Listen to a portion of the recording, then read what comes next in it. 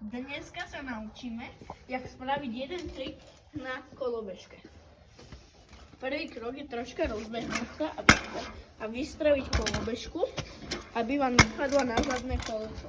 Keď si už viac veríte, tak troška sa viac rozbehnete a dajte ju trocha vyššie, aby vám padla na zadné koleso. Keby ste videli, že vám nevypadne, napríklad takto,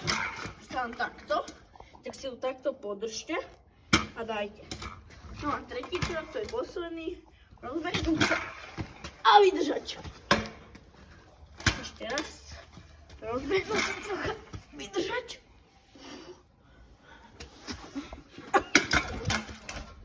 A ešte štvrtý, keď si trúfate, tak.